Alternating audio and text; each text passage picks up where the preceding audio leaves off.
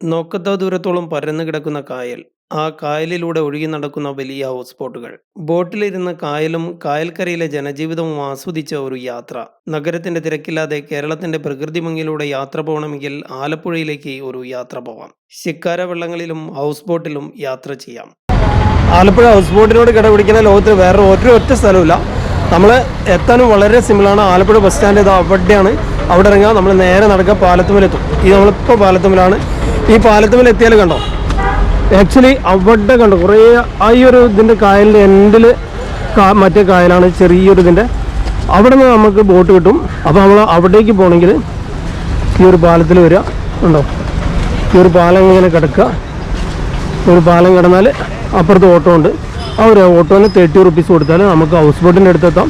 ഇനി നമുക്ക് ഈ ഒരു ചെറിയൊരു വെള്ളങ്ങളിലൊന്ന് എക്സ്പ്ലോർ ചെയ്യാനാണെങ്കിൽ കണ്ടോ, ഇങ്ങനെയുള്ള ചെറിയൊരു വെള്ളങ്ങളിൽ ഇങ്ങനെ എക്സ്പ്ലോർ ചെയ്യാനാണെങ്കിൽ നമുക്ക് ഇവിടെ തന്നെ ആ ഒരു ഇത് കിട്ടും. നമുക്ക് ഇവിടെ തന്നെ അത് കയറാം.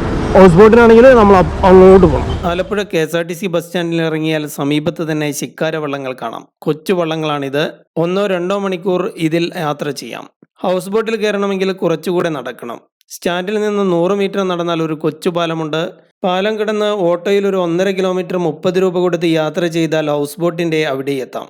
ഇവിടെ ഇൻഫർമേഷൻ സെൻറ്ററും പ്രീ ബുക്കിംഗ് കൗണ്ടറും വാഹനങ്ങൾ പാർക്ക് ചെയ്യാനുള്ള ഇടവുമുണ്ട്. ടിക്കറ്റ് എടുത്ത് നേരെ ഹൗസ് ബോട്ടിലേക്ക്.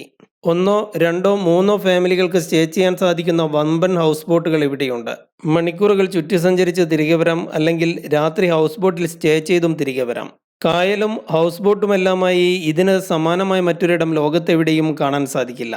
കേരളത്തിന്റെ ടൂറിസത്തിലെ പ്രധാന ഇടമായ ആലപ്പുഴയിലേക്കാകട്ടെ നിങ്ങളുടെ അടുത്ത യാത്ര. Thanks for watching.